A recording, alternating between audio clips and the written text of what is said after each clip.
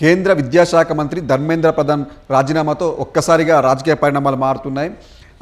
మొత్తం అంటే ఇప్పుడు ప్రస్తుతం ఆయన బర్తరఫ్ కావడంతో ఆయన స్థానంలో కొత్తగా విద్యాశాఖ మంత్రిని ఎవరు నియమించాలి అనే దానిపైన బీజేపీ అధిష్టానం ఫుల్ ఫోకస్గా పెట్టింది.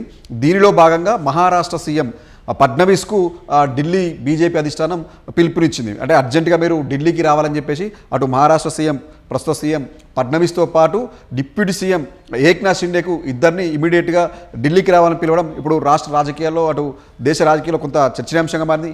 ఎందుకంటే ఈ తరుణంలో అంటే ఫడ్నవీస్ను ప్రస్తుతం మహారాష్ట్ర ముఖ్యమంత్రి ఉన్న ఫడ్నవీస్ను కేంద్ర కేబినెట్ తీసుకునే అవకాశాలు ఎక్కువగా ఉన్నట్టు తెలుస్తుంది.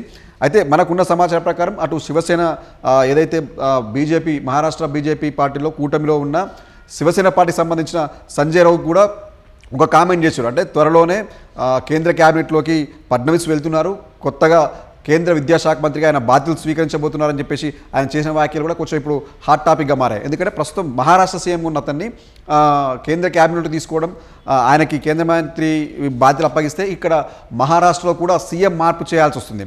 ఎందుకంటే ఇప్పుడు ఇక్కడ ఉన్న సీఎంని అక్కడ తీసుకెళ్ళినప్పుడు ఇక్కడ బర్తరఫ్ చేయాల్సి వస్తుంది. సో ప్రస్తుతం ఎవరైతే ఈ మహారాష్ట్ర సీఎం డిప్యూటీ సీఎం ఉన్నారో ఏక్నాథ్ షిండేకి మళ్ళీ మహారాష్ట్ర సీఎంగా బాధ్యతలు అప్పగిస్తారన్న చర్చ కూడా జరుగుతుంది.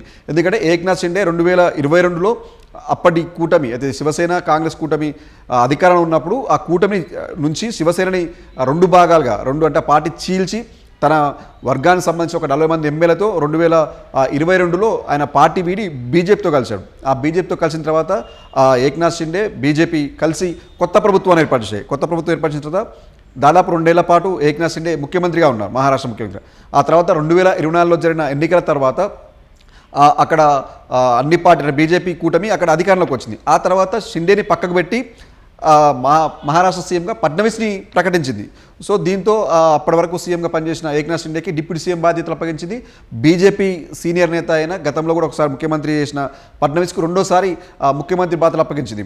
అయితే ఇప్పుడు ఆ మహారాష్ట్ర పరిస్థితి అలా ఉంది. అయితే ఈ సమయంలో ఇప్పుడు కేంద్రంలో జరుగుతున్న ఈ ఇష్యూ వల్ల, నీట్ పేపర్ లీకేజ్ ఇష్యూ వల్ల అటు కేంద్ర మంత్రిగా ఉన్న ధర్మేంద్ర ప్రధాన్ తప్పించుతో అది ఒక కీలకమైన నేతకు అప్పగించాలని చెప్పేసి బీజేపీ అధిష్టానం భావిస్తుంది తెలుస్తుంది.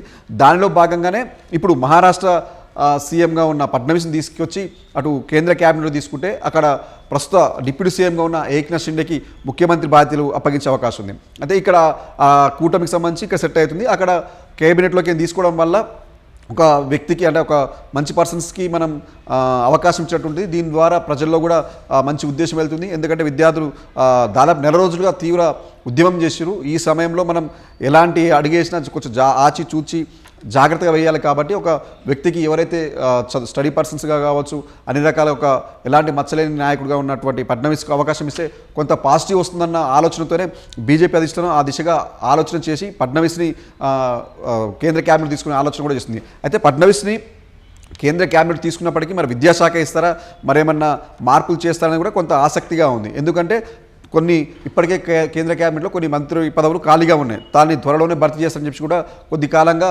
చర్చలు జరుగుతున్నాయి. దీంతోపాటు ఇప్పటికీ 2 కేంద్ర మంత్రులు కూడా రాజీనామా చేశారు. ఈ రాజీనామా చేసిన పదవులు భర్తీ చేయాలి, అటు ఇప్పటికే ఖాళీగా ఉన్న వాటిని కూడా భర్తీ చేయాలి. ఈ నేపథ్యంలో త్వరలోనే కేంద్ర కేబినెట్ పునర్వ్యవస్థీకరణ కూడా జరుగుతుందని చెప్పేసి కూడా కొంతకాలంగా చర్చ ఉంది. మరికొంతమంది ఇప్పుడు ప్రస్తుతం ఉన్న కేంద్ర మంత్రులపై కూడా కొంతమంది మంత్రులపై కూడా ఈ బర్తరఫ్ అంటే వాళ్ళని తొలగించే అవకాశం లేకపోలేని చర్చ కూడా ఉంది.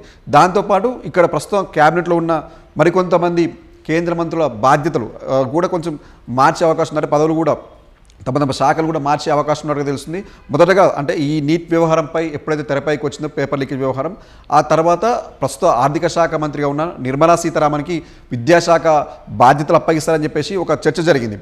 ఇప్పుడు తను ధర్మేంద్ర ప్రధాన్ రాజీనామా చేయడంతో ఆయన స్థానంలోకి ఇప్పుడు ప్రస్తుతం మన మహారాష్ట్ర సీఎం ఫడ్నవీస్ తీసుకున్నప్పటికీ ఆయనకి విద్యాశాఖనే అప్పగిస్తారా లేకపోతే వేరే శాఖ అప్పగిస్తారా అనే ఆలోచన కూడా ఉంది. ఎందుకంటే ప్రస్తుతానికి ఆయన ముఖ్యమంత్రి ఉన్నప్పటికీ కేంద్రంలో మాత్రం కేంద్ర మంత్రిగా పనిచేయడం తొలిసారి అవుతుంది. సో ఇది కొంచెం ప్రెస్టేజ్ ఇష్యూకి సంబంధించింది కాబట్టి ఆయనకి వేరే బాధ్యతలు అప్పగించే అవకాశం కూడా లేకపోలేదు. ఇక్కడ ప్రస్తుత క్యాబినెట్లో ఉన్న సీనియర్ కేంద్ర మంత్రులకే కేంద్ర విద్యాశాఖ బాధ్యతలు అప్పగించి తనకి వేరే బాధ్యతలు అప్పగించే అవకాశం కూడా ఉంది.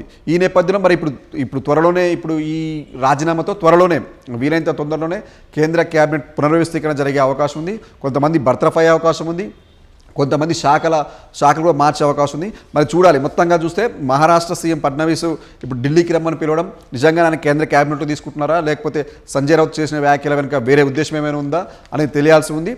మనకి ఈరోజు రేపు 2 రోజుల్లోగా మనకి దీనిపై ఒక పూర్తి స్పష్టత వచ్చే అవకాశం ఉంది. ఎందుకంటే సోమవారం రోజు మళ్ళీ పార్లమెంట్ సమావేశాలు కొనసాగుతుంటాయి. కొనసాగే సమయంలో ప్రస్తుత ధర్మేంద్ర ప్రధాన్ రాజీనామా అంశంతో పాటు కొత్తగా నియమించే కొత్తగా విద్యాశాఖ మంత్రి కూడా సోమవారంలోపు బర్తరఫ్ చేసే ఆలోచన కూడా బీజేపీ అధిష్టానం ఉన్నట్టుగా తెలుస్తుంది. దీన్ని బట్టి 1-2 రోజుల్లోనే ఈ కేంద్ర క్యాబినెట్పై ఒక పూర్తి అవగాహన వచ్చే అవకాశం ఉంది. ఎవరు కేంద్ర మంత్రిగా విద్యాశాఖ మంత్రిగా బాధ్యత తీసుకుపోతున్నారనే అంశం మాత్రం ఉంది. మరి చూడాలి. మొత్తంగా మొదటి నుంచి వస్తున్న నిర్మలా సీతారామన్ గారికి ఈ విద్యాశాఖ పదవి ఇస్తారా, లేకపోతే ఫడ్నవీస్కి ఇస్తారా, లేకపోతే మరెవరికైనా ఇస్తారనేది చూడాల్సిన అంశం అయితే ఉంది.